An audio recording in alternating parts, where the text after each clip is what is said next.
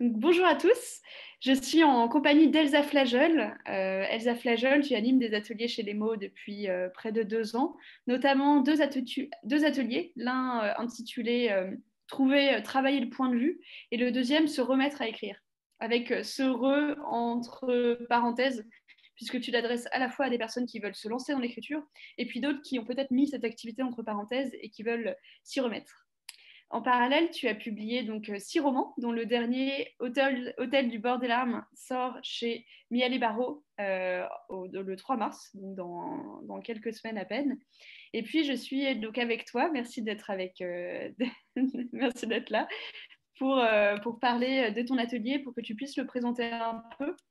Et la première question que j'aimerais te poser, c'est celle-ci. Qu'est-ce qui est le plus difficile dans l'écriture selon toi? Alors, le plus difficile, c'est justement ce pourquoi j'ai fait cet atelier-là. C'est-à-dire, le plus dur pour moi, c'est de se mettre à écrire ou de s'y remettre si on s'est arrêté. Mais le plus dur, il me semble que dans l'écriture d'un texte, quel qu'il soit, quelle que soit la longueur du texte, c'est le début et la fin. Mais pour écrire la fin, il faut déjà avoir écrit le début. Donc, c'est pour ça que je pense que le plus difficile, c'est de s'y mettre, non pas parce que on n'a pas forcément d'idées, bien que ce soit souvent quelque chose qui revienne, le manque d'idées, mais c'est aussi que l'énergie du début, c'est une énergie particulière. C'est-à-dire ça demande énormément d'énergie de se mettre à écrire parce que il faut mobiliser soudain un peu toutes ses forces intellectuelles et toutes ses idées pour avoir le courage d'affronter la page blanche. Et aussi parce que c'est assez intimidant en réalité de se mettre à écrire parce qu'on a une multitude de choix qui s'offrent à nous, une multitude de possibilités, de sujets, de styles, de formes, de points de vue. Il y a presque trop de liberté. Voilà. Et la difficulté, c'est d'arriver à circonscrire son regard et à savoir où aller et comment y aller. Donc mon atelier, il résout un peu provisoirement ce problème de se mettre à écrire, puisque c'est un atelier d'écriture et que le principe de l'atelier d'écriture, c'est qu'on se met à écrire de façon presque obligée, puisqu'on est dans un cadre où on écrit et où on n'est pas tenu d'écrire, mais disons que c'est quand même le principe, c'est d'écrire. Donc, et puis aussi, j'essaie de trouver des façons de contrarier cette espèce de crainte de se mettre à écrire. C'est-à-dire que souvent, la difficulté, c'est parce qu'on a un peu peur, parce qu'on n'ose pas, parce qu'il y a tellement de gens qui ont écrit des belles choses avant nous, qu'est-ce que moi je vais rajouter parce que j'ai envie d'écrire, mais je ne sais pas sur quoi. Donc, en fait, mon atelier, j'essaie de contrer un peu toutes ces questions et toutes ces craintes ou tous ces empêchements. J'essaie de les contourner ou de les attaquer un petit peu de côté avec des exercices qui permettent de se jeter dans l'écriture sans trop réfléchir.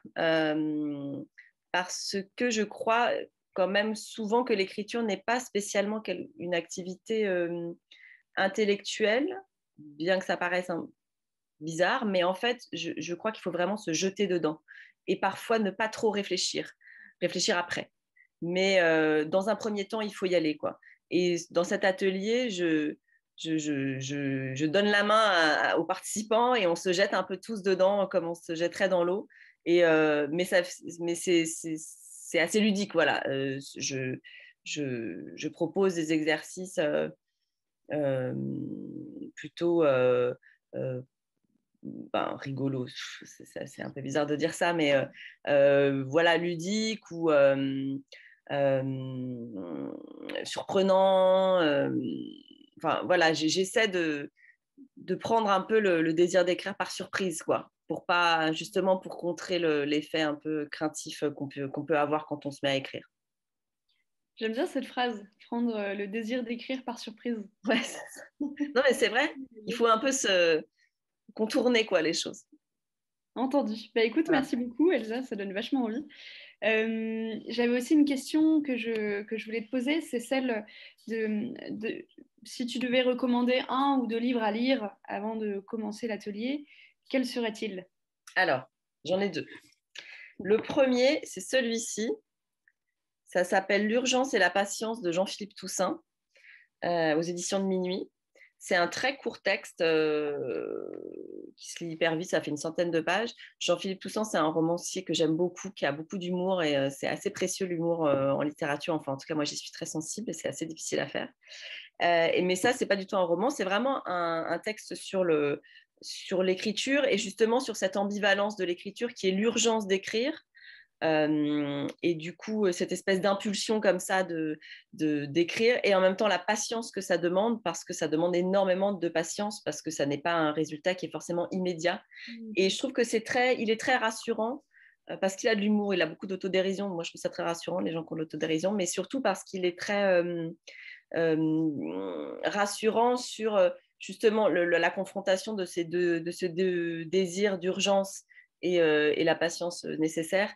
Et c'est très déculpabilisant, voilà, sur le fait qu'on a beau être dans une urgence d'écrire, parfois on n'y arrive pas tout de suite. Et c'est normal. Voilà. Donc je le trouve vraiment, vraiment bien. Et puis aussi, Annie Ernaux, ça s'appelle L'écriture comme un couteau. Et ça, c'est plutôt des entretiens, en fait. C'est pas un texte qui vient d'elle, c'est des entretiens avec Frédéric Yves Janet. Et c'est assez parfait parce que Annie Ernaux, elle a une façon d'exprimer les choses qui est très directe et très simple.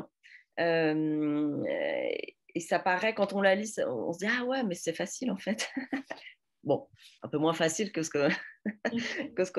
qu'on pense, mais c'est très rassurant aussi parce que euh, elle parle beaucoup du style et de la simplicité en écriture, et je trouve que c'est quelque chose qui est important à souligner, surtout quand on se met à écrire, parce qu'on a parfois l'impression qu'il faut avoir un style ou qu'il faut faire du style, et elle va justement dans l'autre sens, et c'est très rassurant aussi de se dire, bah, j'écris comme voilà, j'écris comme ça vient, j'écris comme je suis, et on verra après. Voilà. Ok. Ah bah ça donne. Je noterai. Tu peux me rappeler le Ouais. titre du premier de Jean-Philippe? L'urgence et la patience de Urgence. Jean-Philippe Toussaint. Ok. Bon, C'est bah, vraiment, vraiment bien. bah, merci Elsa pour tes recommandations, Bah, merci à toi. pour ce temps que tu as pris pour nous.